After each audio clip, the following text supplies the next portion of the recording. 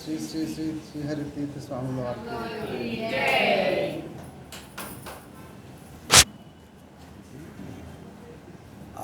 దారము కొద్దిగా తగ్గించేయాల.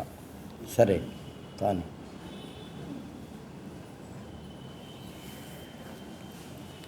ఓ ఓ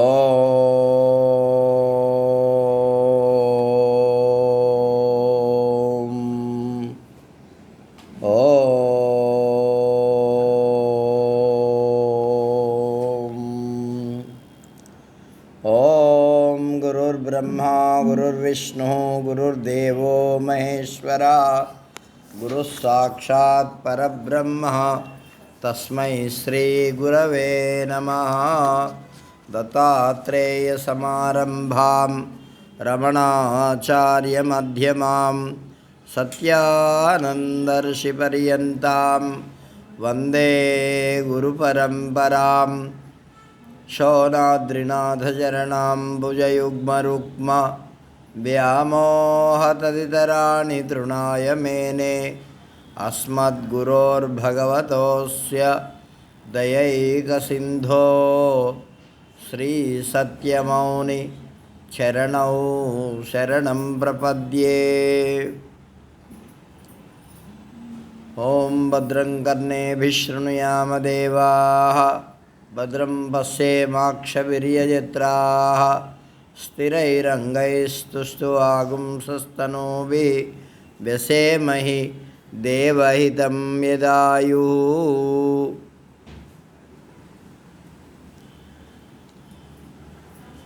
సద్గురుదేవుల చరణారవిందాలకు ప్రణామాలు అర్పిస్తూ ఇవాళ 5వ రోజు మన కార్యక్రమంలో శ్రావణ మాసం సోమవారం 17/8/2026 భగవదనుగ్రహంతో మనం ముండకోపనిషత్తు గురించి తెలుసుకుంటున్నాం.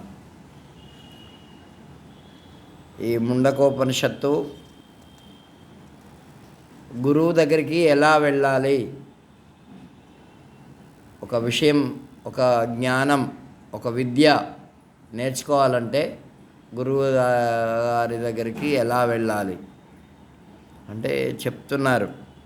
ప్రపన్నం తద్విజ్ఞానార్థం సగురుమేవాభిగచ్చేత్. అంటే గురువు గారి దగ్గరికి మనము ప్రపన్నుడై వెళ్ళాలి. అంటే తెలుసుకోవాలనేటటువంటి ఆసక్తితో వెళ్ళాలి. అక్కడ ఏదన్నా ఉంటే కొద్దిగా సేవ కూడా చేయాలి. సేవ చేయకుండా జ్ఞానం రాదు. అంటే నీకు వినయం అనేది ముఖ్యం. కాబట్టి ఆ జ్ఞానం రావాలంటే సేవ. మరి అది ఎలా ఉంటుంది అంటే వాడు గురువును ఆశ్రయించిన తర్వాత గురువుకి విశ్వాసపాత్రుడుగా ఉండాలి. ఏమిటి లేదు, గురువు నీ యందు విశ్వాసం ఉంచాలి, నువ్వన్న గురువుగారి యందు విశ్వాసం ఉంచాలి. లేకపోతే శిష్యుడైతే విశ్వాసం లేకపోతే ఎప్పుడు వెళ్ళిపోతాడో తెలియదు కదా, ఉంటాడా? ఉండడు. కాబట్టి అటువంటి విశ్వాసము కలిగి మరి గురువు యందు వీడికి విశ్వాసం ఉండాలి. శిష్యుడు నన్ను వదిలిపెట్టలే అని గురువుగారికి కూడా ఒకవేళ శిష్యుడు వెళ్ళిపోయాడు అనుకో, గురువుకు నష్టమేం లేదు. ఏం నష్టమా? వాడే జ్ఞానం పొందడు, శిష్యుడు జ్ఞానం పొందడు. కాబట్టి ఆ ప్రయోజనం అనేది తనకు కావాలి, శిష్యుడికి కావాలి ప్రయోజనం, అంతే కదా. గురువుకి ఏమున్నది, గురువుగారు ఆల్రెడీ అన్నీ అనుభవిస్తూ ఉన్నారు ఆ బ్రహ్మ విద్యను, అవసరం లేదు. కాబట్టి ఆ విధంగా గురువుగారికి నష్టమేం లేదు. ఎవరికి నష్టం? శిష్యుడు గారికే. కాబట్టి ప్రయోజనం అనేది, ప్రయోజనాన్ని ఆకాంక్షించి గురువును ఆశ్రయించి గురువు దగ్గర విశ్వాసపాత్రుడుగా ఉండాలి. అది కాబట్టి తత్వజ్ఞానం మరి దేనివల్ల వస్తుంది అంటే శ్రద్ధ వల్ల వస్తుంది. ఎవరికైతే తెలుసుకోవాలనేటటువంటి జిజ్ఞాస ఉంటుందో వాళ్లకు ఈ విశ్వాసము అవసరం. అది వాళ్లకు సంపత్తి. శ్రద్ధ ఉండాలి, విశ్వాసం ఉండాలి. మరి శ్రద్ధ లేకపోతే అది కూడా రాదు. కాబట్టి అనుభవం అనేది ఆ గురువు దగ్గర ఉంటుంది. కాబట్టి ఆ అనుభవ జ్ఞానాన్ని వాడు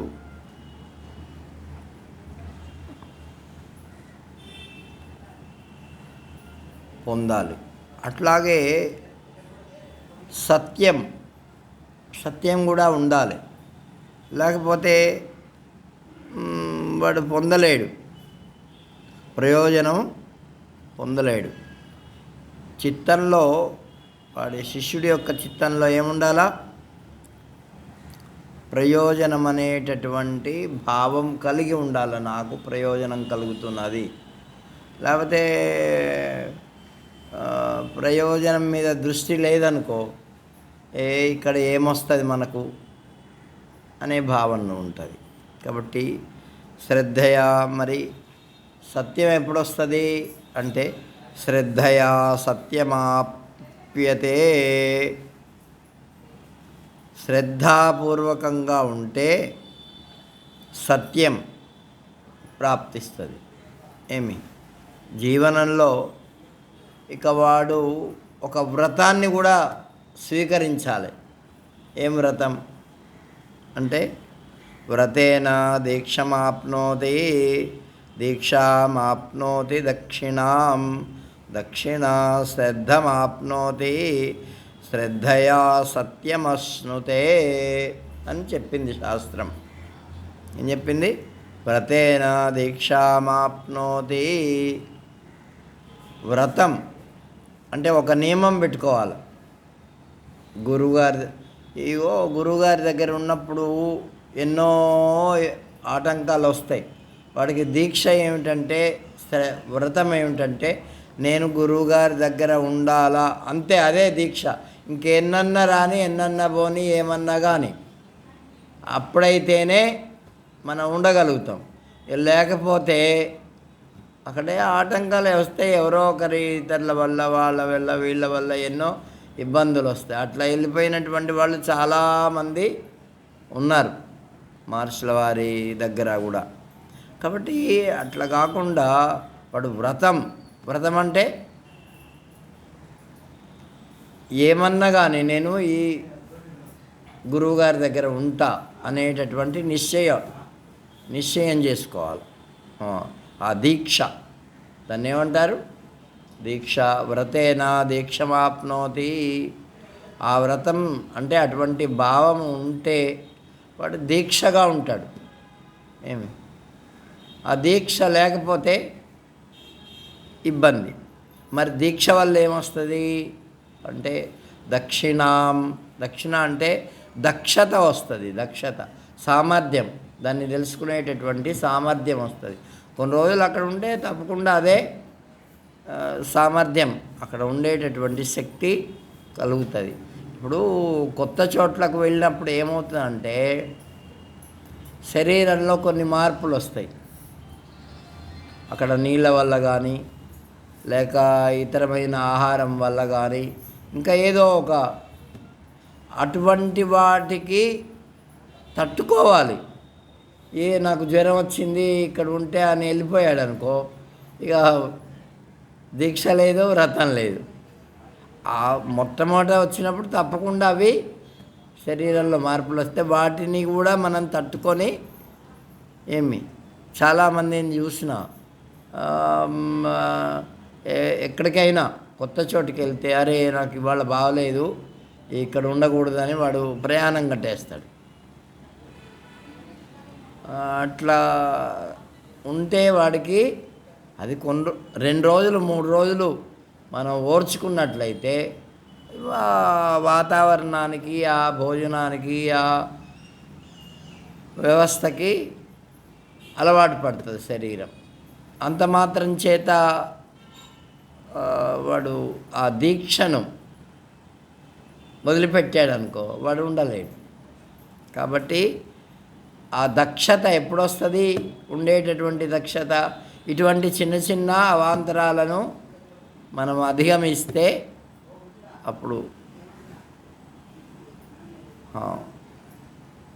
కాబట్టి దక్షిణాం ఎప్పుడైతే మనకు సామర్థ్యం ఉండేటటువంటి దక్షత వస్తుందో అప్పుడేమొస్తుంది? శ్రద్ధ కలుగుతుంది.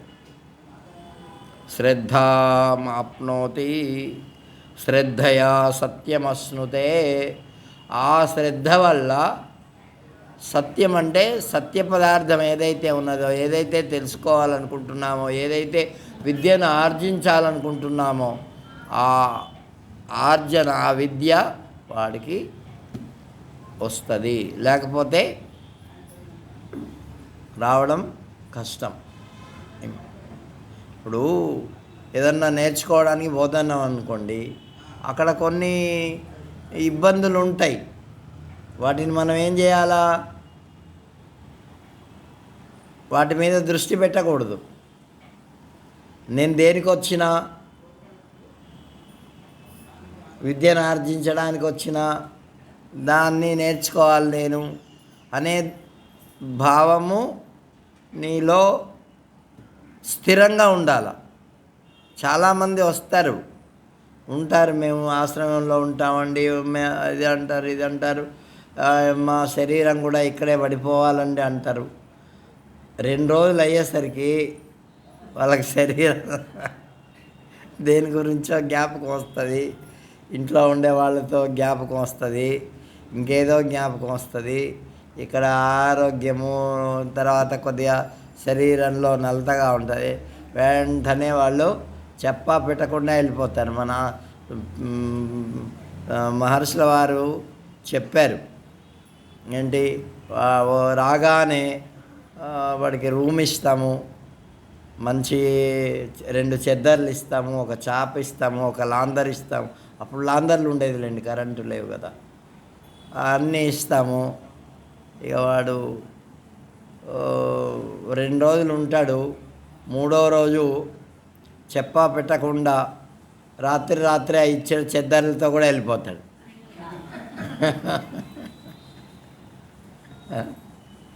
అట్లా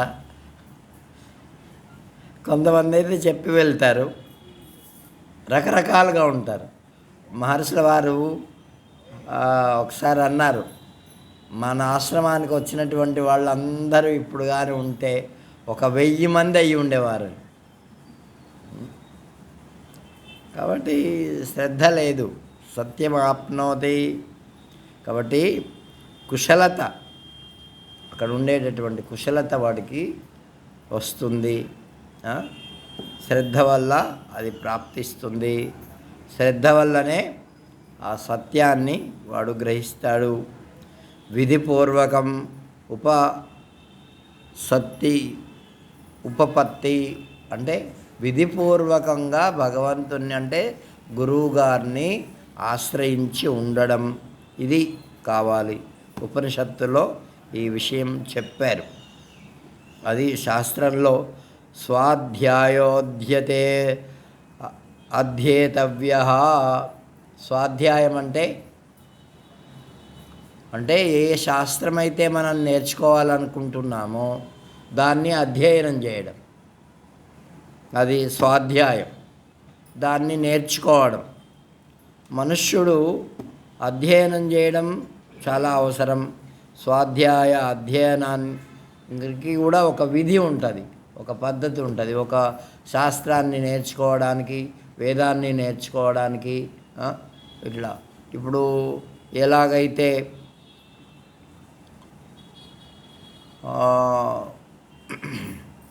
మన భౌతికమైనటువంటి విద్యనే నేర్చుకుందాం అనుకోండి, దానికి కొన్ని నియమాలు ఉంటాయి కదా. ఇగో ఇలా ఇలా ఉండాలి, ఇలా రావాలి, ఈ టైంకి రావాలి, ఇట్లా అన్నీ ఉంటాయి. అట్లాగే దీనికి కూడా ఒక నియమం ఉంటుంది. తద్విజ్ఞానార్థం సగురుమేవాభిగచ్చేతు.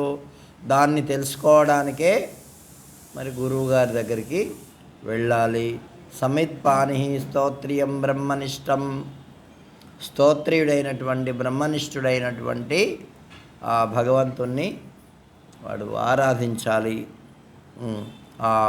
అంటే గురువుగారిని ఆరాధించాలి. పరమాత్మను తెలుసుకోవడానికి తప్పకుండా గురువు అవసరం.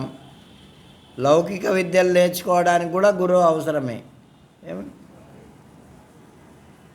ఎన్నో విద్యలు ఉన్నాయి. ఇప్పుడు చదువులు నేర్చుకోవాలని ఎన్నో విధాలైనటువంటివి స్కూలుకు, కాలేజీకి వెళ్తున్నారు కదా. వెళ్ళకపోతే ఒక్క పాఠం పోయిందంటే ఏదో అంటే శ్రద్ధ కలిగినటువంటి వాడికి ఒక్క పాఠం పోతే ఏదో పెద్ద నష్టం జరిగినట్టు వాడు భావిస్తాడు. కాబట్టి ఆ విధంగా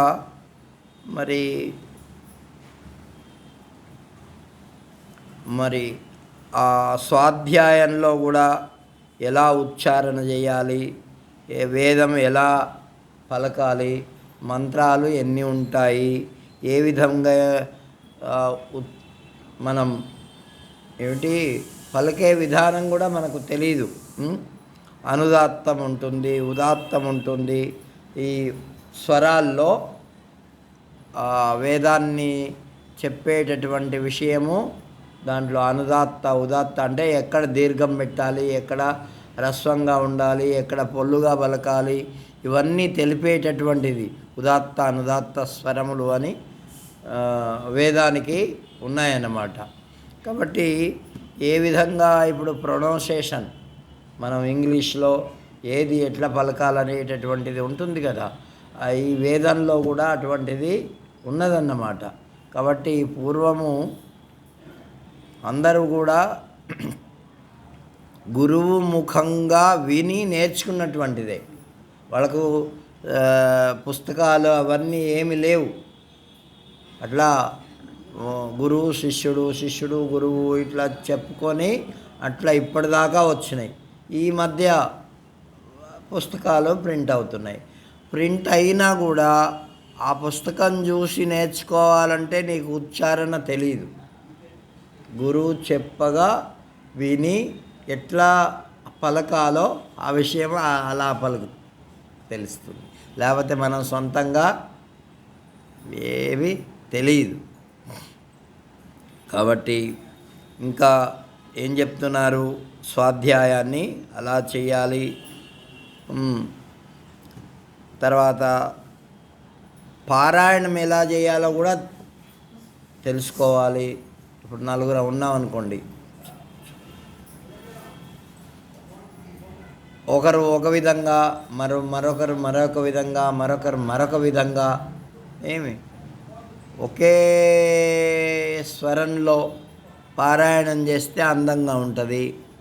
ఇప్పుడు భజన చేసేటప్పుడు కూడా మనం భజన చేస్తాము, ఒకరు చెప్పేవాళ్ళు ఉంటారు, మరొకరు తక్కిన వాళ్ళు అనేవాళ్ళు ఉంటారు. అనేవాళ్ళు ఉంటే మరి ఒక్కొక్కరు ఒక్కొక్క విధంగా అన్నారనుకోండి, తర్వాత తాళం కూడా కొట్టేటప్పుడు ఒకరు ముందు కొట్టారు, ఒకరు వెనక్కి కొట్టారు, చప్పట్లు ఒక ఆయన ముందు వేశాడు, రెండో వాళ్ళు అదేమన్నా అందంగా ఉంటుందా? దానికి కూడా ఒక శిక్షణ. ఇప్పుడు సంగీతం నేర్చుకున్నాము, దానికి కూడా శిక్షణ అవసరం. అట్లాగే భజన సంకీర్తన చేసేది కూడా అట్లా చేస్తే అందంగా ఉంటుంది, ఒక పద్ధతిగా ఉంటుంది. అట్లా కాకుండా ఇష్టం ఉన్నట్టు ఒకరు పారాయణ చేసేటప్పుడు కూడా ఒకరు ముందు, ఒకరు వెనక, ఒకరు ఇట్లా మధ్యలో ఇట్లా చేస్తుంటే దానికి ఏం అందంగా ఉండదు. కాబట్టి అందంగా ఉండాలంటే ఇవన్నీ కలిపి ఏదైతే చేయగలుగుతామో అప్పుడు దానికి. కాబట్టి ఈ విధంగా వాడు మరి లౌకిక విద్యను, పరబ్రహ్మ విద్యను నేర్చుకోవడానికి నియమాలు ఉన్నాయి, లౌకిక విద్యలు నేర్చుకోవడానికి కూడా నియమాలు ఉన్నాయి. మరి అప్పుడు మనుష్యుడై పుట్టిన తర్వాత వాడు యజ్ఞోపవీతం జంధ్యం ఉపనయనం చేసుకొని గురువు దగ్గరికి వెళ్ళి అక్కడ ఆ విద్యను వాళ్ళు నేర్చుకునేవాళ్ళు. కాబట్టి అది ఎంతకాలం నేర్చుకోవాలంటే వచ్చేదాకా నేర్చుకోవాలి. తద్విజ్ఞానార్థం సగురుమేవాభిగచ్చేతో అని చెప్తున్నారు. కాబట్టి ఇక కొంతమంది అయితే ఆ విద్య వచ్చేదా, ఇప్పుడు కూడా అంతే. మీరు విద్య అయిపోయి జాబ్ వస్తే కానీ పెళ్లి చేసుకోవట్లే, ఏమండి? అవునా? అది కూడా మళ్ళీ సెటిల్ కావాలంట. నీకు విద్య అయిపోవడమే కాదు, మళ్ళీ జాబ్ రావాలి, జాబ్ వచ్చిన తర్వాత మళ్ళీ సెటిల్ కావాలంట, అప్పుడు పెళ్ళంట.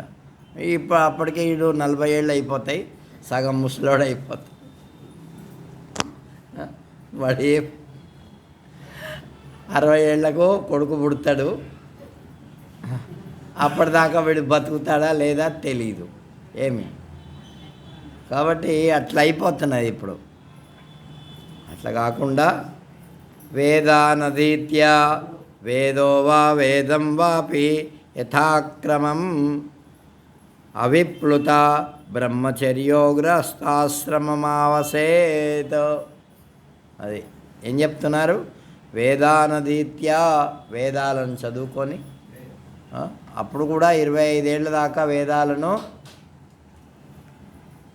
చదువుకున్న తర్వాత అప్పుడు మళ్ళీ గురువుగారి దగ్గర అనుజ్ఞ తీసుకొని ఇంటికి వచ్చి పెళ్లి చేసుకునేవాడు. ఇప్పుడు కూడా అంటే ఆ విద్యలు అలా ఉన్నాయి. అప్పుడు ఉండేటటువంటి విద్య వేరు, ఇప్పుడు ఉండేటటువంటి విద్య వేరు.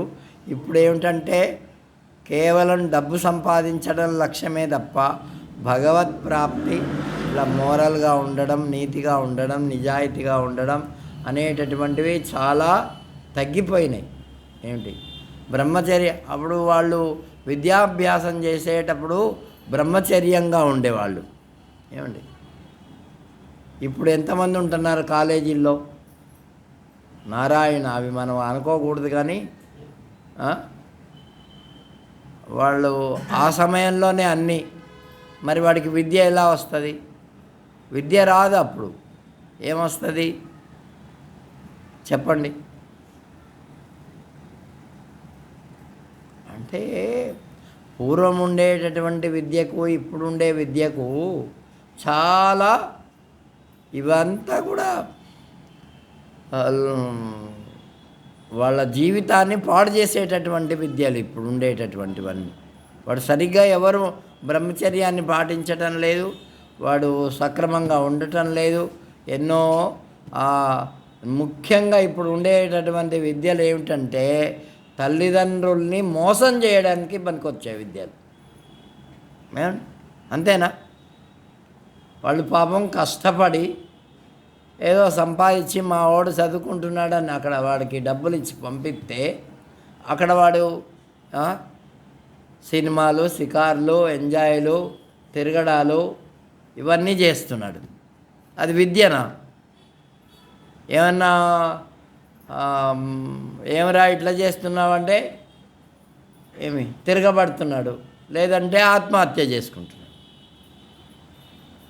వీళ్ళు పాపం తల్లిదండ్రులు అయ్యో మా వాడు ఎక్కడ చచ్చిపోతాడు అని భయపడుతున్నారు వీళ్ళు. అది ఏమన్నా చేయని, ఎంత అసత్యమన్నా మాట్లాడని, ఎన్ని ఏం, చేయరాని పనులన్నా చేయని తల్లిదండ్రులు మాట్లాడడానికి మాట్లాడితే వాడు ఊరేసుకొని చచ్చిపోతాడు. అట్లా భయపడుతున్నారు ఇప్పుడు తల్లిదండ్రులు. అటువంటి వాడు ఉంటే ఎంత పోతే ఎంత అనుకోవట్లేదు వీళ్ళు కూడా. మళ్ళీ ఒక్కడేనాయ్, ఓ 10 మంది ఉంటే వీడు పోతే పోయాడు, కానీ ఇప్పుడు ఒక్కడేనాయ్. ఒకడు ఈ అరటి చెట్టుకు గెల ఎట్లా వేస్తే అట్లా అంట, వాడు ఉన్నా ఒకటే లేకపోయినా ఒకటేనంట పెద్దవాళ్ళు చెప్పినారు. కాబట్టి అటువంటి వాళ్ళు పోయిందే నయం అనిపిస్తుంది నాకైతే. మనకు అపకీర్తిని తెచ్చేవాడు, మన వంశాన్ని పాడు చేసేవాడు, మన యొక్క పరపతిని పోగొట్టేటటువంటి వాడు ఉంటే ఎంత పోతే ఎంత. ఒక పాట వచ్చింది ఈ మధ్య, ఏంటి, రామకృష్ణ అనని వాడు ఉంటెంత పోతెంత అనే ఒక పాట విన్నారా మీరు? వినలే? బాగుంటుంది చాలా బాగా. ఒక మొన్న ఈ కొంతమంది అమ్మగారులు వీడియోలు చేస్తూ పాడినారు, తల్లిదండ్రులను చూడని వాడు ఉంటెంత పోతెంత. దాంట్లో సారాంశం చెప్తున్నా, నాకు రాదు పాట. రామకృష్ణ అనని వాడు ఉంటెంత పోతెంత, నీతి నిజాయితీ లేని వాడు ఉంటెంత పోతెంత అని ఒక పాట మంచిగా ఉంది. కాబట్టి ఇట్లా అటువంటి వాడు ఉన్నా ఒకటే, మన వంశానికి కీర్తి దేవాల. ఏమి కీర్తి లేని వాడు ఎందుకు ప్రయోజనం? కాబట్టి అట్లా మంచిగా చదువుకొని ఏమిటి వాడు అప్పుడు గృహస్థాశ్రమం స్వీకరిస్తే ఆ గృహస్థాశ్రమంలో కూడా నీతి నిజాయితీగా ఉంటాడు. లేకపోతే వాడి జీవితం, కొంతమంది ఉంటున్నారనుకోండి, అంటే ఈ ఆధ్యాత్మిక సంస్కారం ఉండేటటువంటి వాళ్ళు కొంతమంది పర్వాలేదు ఒక రకంగా. కానీ ఇతరులు చూడండి, రోజు వార్తల్లో మీరు ఎన్ని వింటున్నారో, అవన్నీ వింటే ఒక్కోసారి ఒళ్ళు గగురు పొడుస్తూ ఉంటుంది, అందరికీ భయం వేస్తుంది. ఇంకా ఎలా ఉండాలట విద్యార్థి? శాంతో దాంతో ఉపరస్థితిక్షు సమాహితః శ్రద్ధావంతో భూత్వా ఆత్మన్యేవాత్మానం పశ్యేత్. ఎలా ఉండాలి? శాంతః. శాంతి అంటే శాంతుడుగా ఉండాలి. శాంతి అంటే శాంతి కాదు, వాడి అంతరింద్రియములు బాహ్యేంద్రియముల నిగ్రహాన్ని కలిగి ఉండాలి. దాంతో అంతరింద్రియముల యొక్క నిగ్రహాన్ని కలిగి ఉండాలి. ఏమి అది ఇంద్రియ నిగ్రహం లేనటువంటి వాడు ఏ పని చేయలేడు. ఎందుకంటే దాంట్లో కొట్టుకొని పోతాడు అంతే. ఉపరతి స్థితిక్షవ, చదువుకున్న దాన్ని బాగా గట్టి చేయాలా. తితిక్షవ, ఓర్పు ఉండాలి, ఓర్చుకునే కెపాసిటీ ఉండాలా. ఏంది ఎంత ఉన్నా సరే, అటువంటిది లేనప్పుడు కష్టం జీవితం. సమాహిత, విన్నటువంటిది జరిగేటటువంటిది ఇతరులతో వ్యవహారం చేసేటప్పుడు దాన్ని అర్థం చేసుకునేటటువంటి స్థితి ఉండాల మా మనస్సుకి, అది సమాహిత చిత్తం. కాబట్టి అట్లా ఉంటూ ఏదైతే నేర్చుకుంటున్నామో దాని మీద శ్రద్ధ ఉండాలా. శ్రద్ధావతో భూత్వా ఆత్మన్యేవాత్మానం, తనలో తనను దర్శించాల వాడు. అట్లా చేస్తే వాడు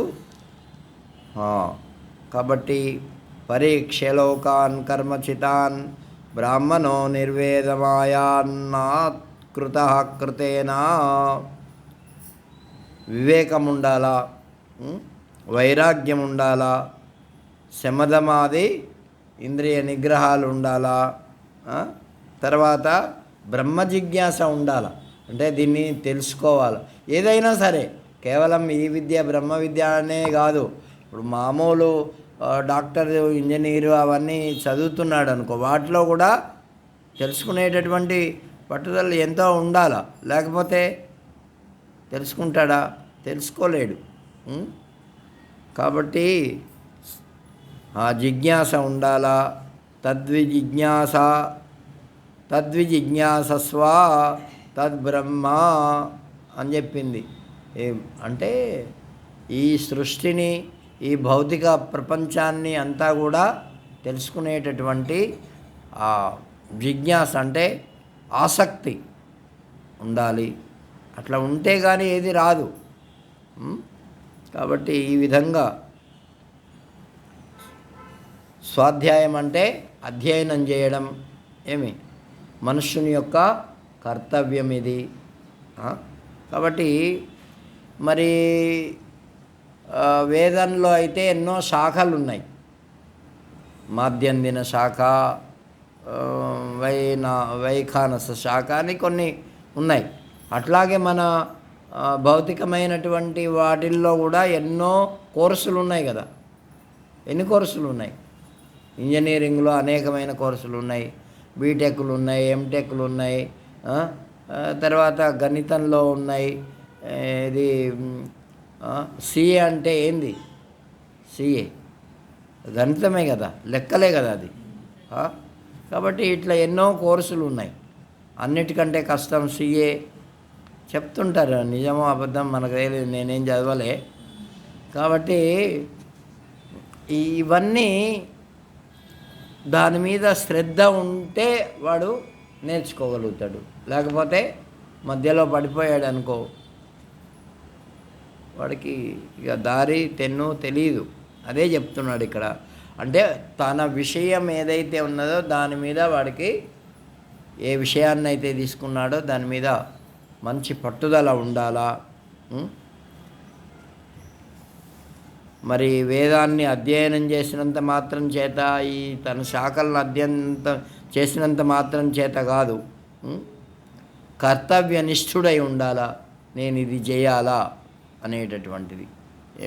అట్లా ఇది వాడు కాలేజీకి ఏమో పోతున్నాడు, అక్కడ ఏం చెప్తున్నారో వింటున్నాడు, కానీ తాను చేయాల్సినటువంటి పనిని చేయకుండా ఉన్నాడు అనుకో, దానికి ఏమంటారు? హోంవర్క్ చేయాలన్నా వద్దా? అది చేయకపోతే ఏం ప్రయోజనం? అంటే ఎంత చదువుకున్నాడు, ఏం చదువుకున్నాడు, అవన్నీ ఏ పూటకు ఆ పూట చెయ్యాలా. చేయకపోతే వాడికి విద్య రాదు. ఇవన్నీ కూడా కేవలం ఈ భౌతిక విద్యకు ఎంత శ్రమ అవసరమో, ఆధ్యాత్మిక విద్యకు కూడా అంతే శ్రమ అవసరం. ఆధ్యాత్మిక విద్యకి ఎంత శ్రమ అవసరమో భౌతిక విద్యకు కూడా అంతే అవసరం.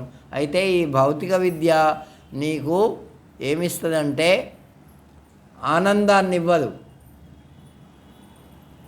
పైసల్ని ఇస్తుంది అంతే. ఏమిటి? పైసా వల్ల ఎవరన్నా ఆనందంగా ఉన్నారా? అనుకుంటాం, డబ్బులు ఉంటే ఆనందంగా ఉంటాము, ఏదైనా కొనుక్కుంటాము. ఏమండి? అందుకే శంకరాచార్యుల వారు చెప్పారు, ధనము ధనంబని కలవరించెదవు, ధనము నీకు బంధనమౌరా, ధనము కొరకు తనయులటంచును తన్నవత్తురిక చూడుమురా అన్నాడు. ఏమన్నాడు? చూస్తున్నాం కదా మనం ఇప్పుడు ఎన్నో వార్తల్లో వాటిల్లో. కాబట్టి పూర్వము ఆ వేదం చదువుకున్నంత మాత్రం చేత కాదు, దాన్ని అనుష్ఠానంలో, తర్వాత యజ్ఞయాగాదులు ఎలా చేయాలి, అనుష్ఠానం ఎలా చేయాలి, అప్పుడు నీకు ఫలితం నీకు వస్తుంది. తద్విజ్ఞానార్థం సగురుమేవాభిగచ్చేతో, దాన్ని అలా ఎప్పుడైతే నీకు వస్తుందో, కస్మిన్ భగవో విజ్ఞాతే సర్వమిదం విజ్ఞాతం భవతి. ఇప్పుడు అలా శ్రద్ధతో ఎప్పుడైతే నేర్చుకుంటావో, ఒక విద్యను నేర్చుకుంటే అన్ని విద్యలు నీకు పట్టుబడతాయి. అది ఏకస్మిన్ విజ్ఞాతే సర్వమిదం విజ్ఞాతం భవతి ఇది సృష్టప్రావార్ధ శృతవాన్ శౌనకః. శౌనకుడు అడిగాడు గురువుని గారిని. ఏమడిగాడు?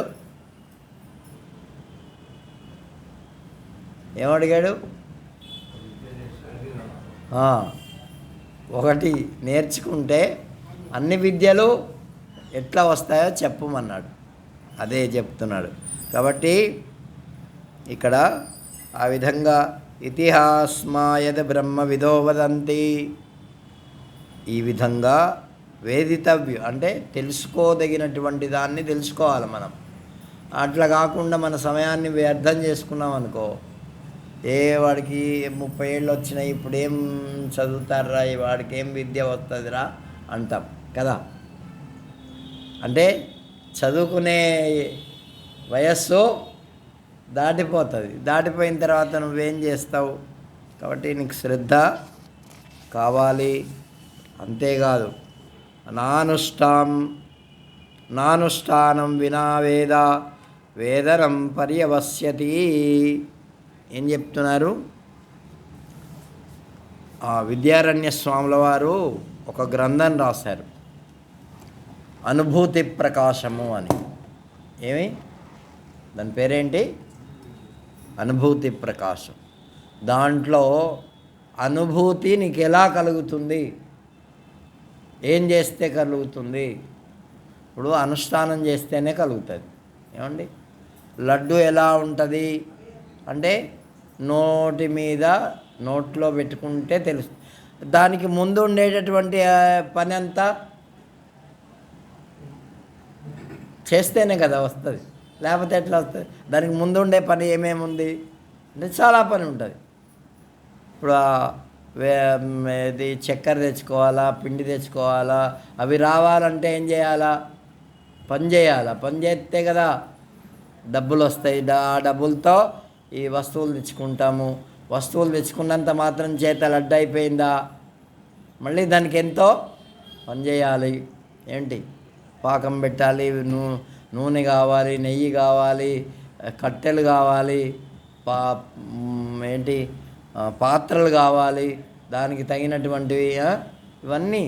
ఇప్పుడు రవ్వ లడ్డు అనుకో, లేకపోతే బూందీ లడ్డు అనుకో, బూందీని ముందుగా కొట్టాలి, కొట్టిన తర్వాత దాంట్లో మళ్ళీ పానకం పెట్టాలి. ఇవన్నీ ఇంత శ్రమ. ఒక్క లడ్డు తినాలంటే ఎంత శ్రమ ఉంది చెప్పండి, అవునా? అట్లాగే విద్య నేర్చుకోవాలంటే కూడా ఏంటి అంత శ్రమ పడాల. బ్రహ్మ విద్య రావాలంటే ఊరికనే ఏమిటి నోట్లో పెడితే వచ్చేస్తుందా? రాదు. దీన్ని ఏమన్నారంటే సాధన అన్నారు. ఏమన్నారు? సాధన చేయాలి. కాబట్టి పరావిద్య కానీ అపరావిద్య కానీ అనుష్ఠానం లేకుండా ఏం చెప్తున్నాడు? అనుష్ఠానం లేకుండా విద్య రాదు, భగవద్ అనుభూతి కలగదు, వేదనం పర్యవస్యతి. మరి నీకు నిశ్చయమైనటువంటి అభిప్రాయం రావాలా. కేవలం ఊరికే ఇప్పుడు ఎవరో ఇచ్చినటువంటి లడ్డూను మనం తిన్నాం అనుకో, దాని అనుభూతి వేరే ఉంటుంది కదా. అదే నువ్వు స్వయంగా చేసుకొని తిన్నావు అనుకో. ఇప్పుడు మనందరికీ వేరే వాళ్ళ ఇంట్లో అద్దెకున్నాం, అంతా ఏదో ఉన్నాం అంతే కదా.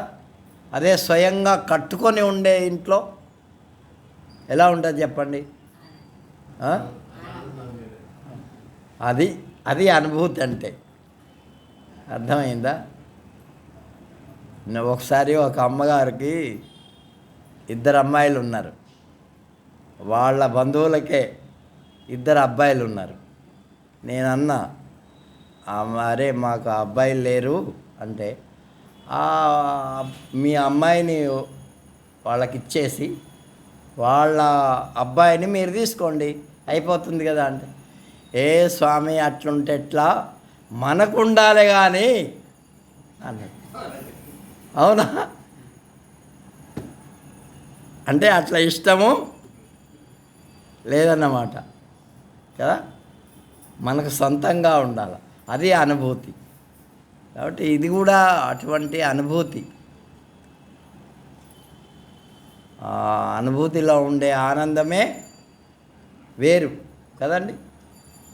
కాబట్టి ఇక్కడ అనుభూతి అంటే అది, అంటే బ్రహ్మానుభూతి పొందితే అటువంటి ఆనందం అది అవర్ణనీయం, దాన్ని మనం వర్ణించలేం. కాబట్టి నానుష్ఠానం, అనుష్ఠానం లేకుండా నీకు అనుభూతి కలగదు. ఏమిటి? కాబట్టి నీకు నిశ్చయ జ్ఞానం కూడా కలగదు. ఇప్పుడు ఎవరో ఇచ్చినటువంటి పదార్థాన్ని తింటే ఏదో ఆనందం కలగవచ్చు, కానీ ఎట్లా చేసుకొని దాన్ని ఎలా మళ్ళీ అనుభవించాలా అనేటటువంటి జ్ఞానము నీకు వస్తుందా? ఏమి ఆ జ్ఞానము రాదు. కాబట్టి అటువంటి జ్ఞానం రావాలంటే ఏం చేయాలా? స్వయంగా అనుష్ఠానం చేయాలి.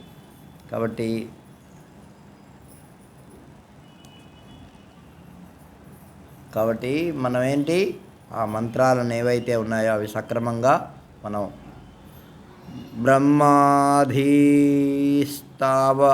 దైవయత్ఫలదా ఇతి పరామత, ఇట్లా అపరావిద్య పరావిద్య కదా మనకు చెప్పాడు. విద్యలు రెండు ఉన్నాయని చెప్పాడు కదా, విన్నారా? పరావిద్య అపరావిద్య. పరావిద్య అంటే ఏమిటి? లౌకికమైనటువంటి వాటిని చెప్పేటటువంటిది అపరావిద్య. మరి పరావిద్య భగవంతుని గురించి చెప్పేటటువంటిది అపరావిద్య. ఏంటి? పరావిద్య. మరి లౌకిక ప్రపంచంలో ఇప్పుడు మనం యజ్ఞాలు చేస్తాం, యాగాలు చేస్తాం, ఇంకేదో చేస్తాం, ఇవన్నీ స్వర్గం గురించి చెప్పేటటువంటి విద్య ఉంటుంది. ఈ లోకంలో కూడా ఇదిగో ఫలాని అనుష్ఠానం చేయి, ఫలాని పూజ చేయి, ఫలాని ఫలితం వస్తుంది అని చెప్తారు. ఇవన్నీ ఏం విద్యలు? పరావిద్య కాదు, అపరావిద్య. ఇవన్నీ పోయేవి. ఇప్పుడు ఈ ప్రపంచంలో మనం ఏవైతే పొందాలనుకుంటున్నామో ఏమండి, అవన్నీ కూడా ఎప్పుడు ఉండేవా? కాదు. మరి స్వర్గాది లోకాలు పొందినప్పుడు అరే నువ్వు మంచి యజ్ఞం చేయి, నీకు స్వర్గం వస్తుంది, అక్కడ సుఖాలను అనుభవిస్తావు అని. అవి ఏమిటి? అవి కూడా ఎప్పుడు ఉండేవి కాదు. భగవద్గీతలో చెప్పాడు కదా, క్షీణే పుణ్యే మర్త్యలోకం విశంతి ఏవం త్రయీ ధర్మమను ప్రపన్నా. కాబట్టి ఈ యజ్ఞయాగాది కర్మలు చేసినా కూడా నీకేమొస్తుంది? స్వర్గం మొదలైనటువంటి వస్తాయి. నీ పుణ్యం ఎంతవరకు ఉంటుందో అంతవరకే ఆ స్వర్గంలో ఉంటావు. తర్వాత మళ్ళీ కిందికి రావాల్సిందే.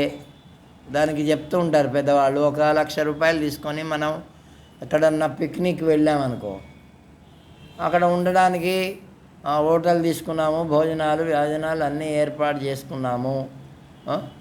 ఇక ఆ డబ్బులు అయిపోయినాయి, ఆ హోటల్లో ఉంచుతాడు నిన్ను. ఏం చేస్తాడు? డబ్బులు కట్టు, లేకపోతే ఇక్కడి నుంచి ఇగో స్వర్గలోకాలు అవి కూడా అటువంటివే. అంటే ఒక హోటల్తో సమానం. అది ఆపేనాయన. కాబట్టి ఏం చెప్తున్నారు? అర్థమైందా ఇప్పుడు? అంటే పుణ్యం చేయాలా, కానీ ఎట్లా చేయాలా? దానికి ఒక విధానం ఉన్నది. అది భగవదర్పితంగా చేయాల. యజ్ఞయాగాదులు చేయాల. ఏ విధంగా చేయాలా? భగవదర్పితంగా చేయాలి. మనం ఫలాన్ని కోరి చేస్తే ఆ ఫలం ఎంతో కాలము ఉండదు. భగవత్ ప్రీతి కోసం, భగవంతుని అనుగ్రహం కోసం చేస్తే ఏమిటి? భగవంతుడు సంతోషిస్తాడు. సంతోషించిన తర్వాత ఏమవుతుంది అంటే మన మనస్సులో ఉండేటటువంటి కోరికలు అనేటటువంటి మలినము పోతుంది. కోరి చేస్తున్నాం కదా, ఆ కోరికలు అనేటటువంటి మలినం పోతుంది. ఆ మలినం ఎప్పుడైతే పోతుందో, ఇప్పుడు ఒక వస్తువును మనం కోరాం, అది మనకు రాలేదు, వచ్చింది, కోరిక తీరింది అనుకుంటాం, రాలేదు, ఏమొస్తుంది అప్పుడు? కోపం వస్తుంది. ఈ కోపము కోరిక మలినం కాదా? మనస్సుకు పట్టినటువంటి కల్మషం ఇవే. మనకు ఉండేటటువంటి నీ కల్మషం పోవాలి అంటే ఏంటి? కోరికలు, క్రోధము, తర్వాత లోభం. మనకు పరాయి వాళ్ళ వస్తువు మనకు రావాలని అనుకుంటాం. ఏమిటి? అది కూడా లోభం. ఇప్పుడు శాస్త్రీయంగా వస్తే పర్వాలేదు, ఎక్కువ రావాలనుకో. కొంతమంది ఇప్పుడు వ్యాపారం చేసేవాళ్ళు అనుకో, ఆ బియ్యంలో వాటిల్లో వీటిల్లో ఏంటి రాళ్ళు కలుపుతారంట కదా. అప్పుడు ఏమైంది? ఎక్కువ తూకం రావాలా, అప్పుడు వాడికి డబ్బులు రావాలని అనుకుంటాడు. ఇప్పుడు పాలు ఉన్నాయనుకో, ఇప్పుడంటే ప్యాకెట్లు వచ్చే ఆ ప్యాకెట్లు కూడా కలుషితం చేసేటటువంటి వాళ్ళు ఉన్నారు. ఇంజక్షన్లు ఇచ్చి ఏదో ఇచ్చి దాన్ని పాడు చేసి ఇట్లా ఉన్నారు కదా. అందుకే మరి ఈ ఏంటి నూనె ఉన్నది, నూనెలో కూడా కలుషితం చేస్తారా లేదా? వేరే కలిపేసేసి నువ్వుల నూనె అని అమ్మి దాంట్లో ఇంకా ఏదో నూనె, చీపు నూనె, అట్లా ఎన్ని రకాలైనటువంటి ఇవన్నీ ఏమిటయ్యా అంటే మన మనస్సును కలుషితం చేసేవే. కోరికలన్నీ మరి స్వచ్ఛంగా ఉండాలంటే కోరిక లేకుండా మనం చేయవలసినటువంటి కర్తవ్యాన్ని చెయ్యాలా, అది చెప్తున్నాడు ఇక్కడ. నా అనుష్ఠానం వినా, అనుష్ఠానం లేకుండా ఇది సాధ్యం కాదు. కర్త మరి పాపము పుణ్యము, లాభము నష్టము, హృదయం శుద్ధి కావాలంటే ఏం చేయాలి? పాపకర్మలు చేయకూడదు. ఇతరులకు ఇబ్బంది కలిగించేటటువంటి మాటలు మాట్లాడకూడదు. ఇతరులకు మనస్సు నొచ్చుకునేటటువంటి పనులు చేయకూడదు. ఇవన్నీ ఉన్నాయి. ఇవన్నీ కూడా మన పవిత్రత కింద వస్తాయి అన్నమాట. పవిత్రత. యజ్ఞోదానం తపస్సైవ పావనాని మనీషినాం. భగవంతుడు చిట్టు చివరి అధ్యాయంలో చెప్పాడు, యజ్ఞం చేయాలా, దానం చేయాలా, తపస్సు చేయాలా. ఏమిటి తపస్సు అంటే? ఏంది? నీ మనస్సును నీ అదుపులో పెట్టుకోవాలి, నీ మాటను నీ అదుపులో పెట్టుకోవాలి, నీ శరీరమును నీ అదుపులో పెట్టుకోవాలి. ఏదంటే అది జయించకూడదు. శరీరంతోనే కదా మనం చేస్తాం. తర్వాత మాటను కూడా నీ అదుపులో పెట్టుకోవాలి. అట్లా దాన్ని ఏమంటారు? తపస్సు అంటారు. ఏమంటారు వాటిని? దానం. తనకు ఉండేటటువంటి దాన్ని ఎవరికైతే ఉపయోగపడుతుందో వాళ్ళకు ఇవ్వడం. కాబట్టి యజ్ఞం. ఇట్లా యజ్ఞం కూడా ఎలా చేయాలి? కోరిక లేకుండా చేయాలి. కాబట్టి ఈ విధంగా శుద్ధమైనటువంటి బుద్ధి ఎప్పుడైతే వస్తుందో అప్పుడు నీకు ముక్తి కలుగుతుంది. అది అద్వయం పరం బ్రహ్మ. ఆయన అద్వయమైనటువంటి వాడు ఆ పరమాత్మ. అందుకే నిష్కామ కర్మ చేయమని చెప్పింది. నిష్కామ కర్మ భగవద్గీతలో కూడా అదే కదా చెప్పాడు. ఫలం కోరకుండా ఎన్నో చోట్ల చెప్పాడు. ఫలం కోరకుండా నువ్వు చేసేటటువంటి పని చెయ్యి. అది ఫలమునందు కోరిక ఉన్నదనుకో, నువ్వు సక్రమంగా చేయలేవు. ఫలం మీదనే నీ దృష్టి ఉంటుంది. కాబట్టి భగవంతునికి అర్పించి చేస్తే నీ యొక్క మనస్సు శుద్ధమవుతుంది. ఎందుకు శుద్ధమవుతుందంటే ఈ కామక్రోధాదులు అనేటటువంటి మన మనస్సులో చేరవు. అది కాబట్టి ఈ విధంగా పరావిద్య అపరావిద్య అని చెప్పారు. అపరావిద్య చేయాలన్న, అపరావిద్య అంటే ఈ లౌకికమైనటువంటి సాధనాలకు ఉపయోగపడేటటువంటి విద్య. ఈ విద్య నేర్చుకోవాలన్నా నీకు శ్రద్ధ ఉండాలి, విశ్వాసం ఉండాలి. మరి పరావిద్య నేర్చుకోవాలంటే దానికి కూడా నీ యొక్క మనస్సు శుద్ధం ఉండాలి. కాబట్టి తత్ర పరా ఋగ్వేదో యజుర్వేదో సామవేదో అథర్వ వేద శిక్షా కల్పో వ్యాకరణం నిరుక్తం ఛందో జ్యోతిషమితి అథ పరాయయ తదక్షర మధిగమ్యతే. ఏం చెప్తున్నాడు? అపరావిద్య ఏమిటి అంటే చెప్తున్నాడు, ఈ వేదాల గురించి చెప్తున్నాడు. ఇందాక మనం ఏ యజ్ఞయాగాది కర్మలైతే తెలుసుకున్నామో అవన్నీ కూడా వేదంలో చెప్పబడ్డాయి, ఋగ్వేదంలో చెప్పబడ్డాయి, యజుర్వేదంలో చెప్పబడ్డాయి, సామవేదంలో చెప్పబడ్డాయి, అథర్వ వేదంలో కూడా చెప్పబడ్డాయి.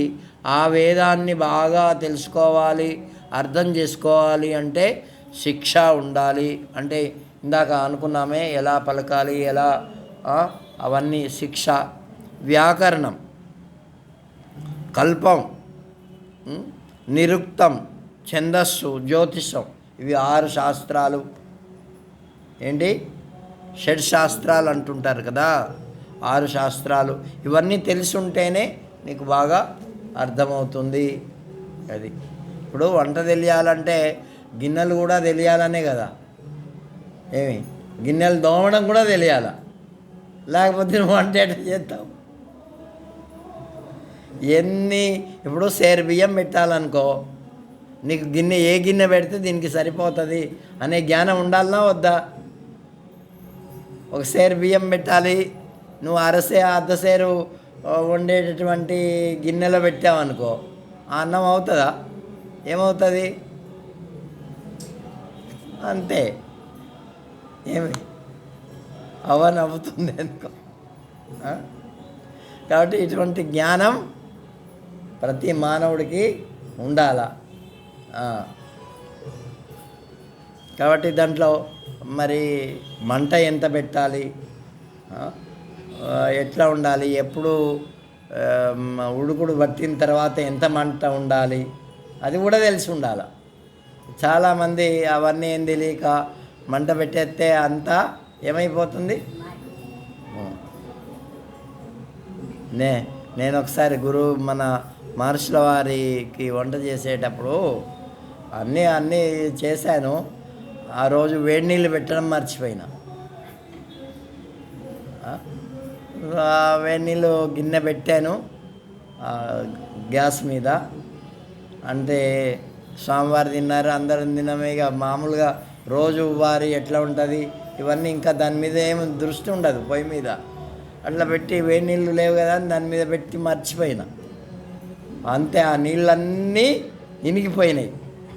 ఆ గిన్నె ఎర్రగా అయిపోయింది. ఆ గిన్నె నల్ల అయిపోయిన తర్వాత అయిపోయింది, నల్లగా అయిపోయింది ఆ గిన్నె తీస్తే. అయ్యో, అది అట్లుంటుంది. ఏంటి అంటే ఒకటి తెలుసుకోవాలంటే, ఒక పని చేయాలంటే నీకు శ్రద్ధ లేదన్నమాట దాని మీద. నీళ్ళు ఎప్పుడన్నా పెట్టు, కరెక్ట్గా పెట్టాలి కదా, తీయాలి కదా ఉడికిన తర్వాత. ఇవాళ కూడా నీళ్ళు పెట్టుకున్నా నేను, మర్చిపోలే సుమా, మళ్ళీ కరెక్ట్గా తీసా. కాబట్టి అట్లా ఉంటుంది. కాబట్టి సహస్రవర్మ, మనకు టైం అయిపోయింది. సామవేదంలో 1000 శాఖలు ఉన్నాయట. ఎన్ని ఉన్నాయి? 1000 శాఖలు ఉన్నాయి. కాబట్టి ఎన్నో భిన్న భిన్నములైనటువంటి వాటిల్లో భిన్న భిన్నములైనటువంటి సబ్జెక్టులు ఉంటాయి. ఏమిటి వాటిని మనం సక్రమంగా చేయాలి. అన్నీ ఒకే రకంగా చేద్దామంటే కుదురుతుందా? ఇప్పుడు పోలేలు చేస్తారు, లడ్డూలు చేస్తారు, ఇంకా బజ్జీలు చేస్తారు. వీటన్నిటికీ వేరే వేరే కదా, అన్నీ ఒకటేనా? పోలేలాగా ఇవి కూడా బజ్జీలు చేస్తామంటే కుదురుతుందా? కుదరదు. అట్లాగే ఈ వేదంలో కూడా ఎన్నో శాఖలు ఉన్నాయి, ఎన్నో రకాలైనటువంటి ఉన్నాయి. వాటిని అన్నింటినీ ఎట్లా శిక్ష అంటే ఇందాక మనం అనుకున్నాం ఏంటి, సక్రమంగా ఉచ్చారణ చేయడం. కల్పసూత్రం అంటే వాటి యొక్క ప్రయోగం. ఇప్పుడు అగ్ని ఉన్నది, ఎలా ప్రయోగించాలి? మరి చక్కెర ఉన్నది, ఎలా ప్రయోగించాలి? ఏమిటి అల్లం ఉన్నది, ఎలా ప్రయోగించాలి? ఏమిటి ఇవన్నీ తెలియాలన్నా వద్దమ్మా? తెలియాలనా? అదే అన్నమాట ఇది కూడా. కాబట్టి ఇట్లా తర్వాత కల్పసూత్రం అంటారు దాన్ని, కల్పం. తర్వాత వ్యాకరణం అంటే ఒక శబ్దం ఉంటే దాన్ని ఎలా తయారైంది అనేటటువంటిది తెలుసుకోవడం. ఇప్పుడు మనకు ఎదురుగ్గా ఒక లడ్డు పెట్టాడు అనుకో, ఆ లడ్డుని చూసిన తర్వాత ఇది ఎలా తయారైంది అనేటటువంటి విషయం తెలిస్తేనే కదా దాంట్లో ఉండేటటువంటి. అట్లా ప్రతి శాఖ కూడా నిరుక్తం.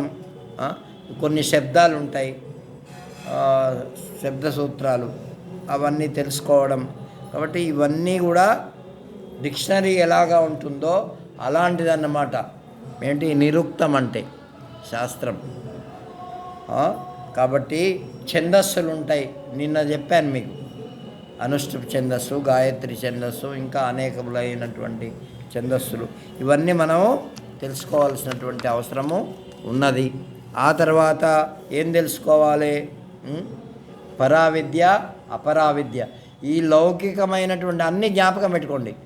లౌకికమైనటువంటి ఏ ఏ విద్యలు ఉన్నాయో, ఏ ఏ పదార్థాలు ఉన్నాయో అవన్నీ కూడా అపరావిద్య. ఏమి ఇక పరావిద్య ఎట్లా ఉంటుంది అది మనం రేపు తెలుసుకుందాం. ఇవాళ సమయం అయిపోయిందిగా. ఏమి ఓం శ్రీరామ జయ రామ జయ జయ రామ.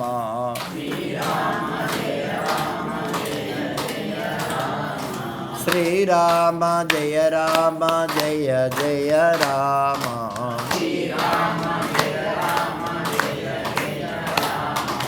శ్రీరామ జయ రామ జయ జయ రామ.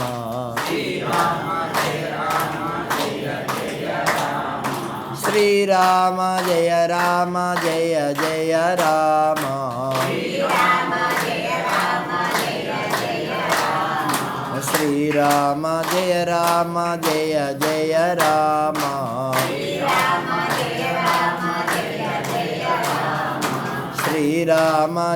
రామ జయ జయ రామ.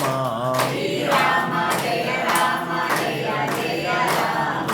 శ్రీరామ జయ రామ జయ జయ రామ.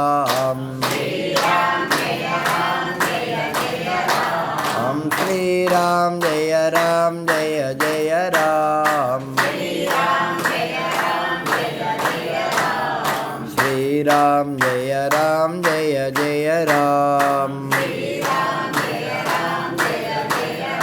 जय राजा रामचंद्र भगवान की। सद्गुरु सत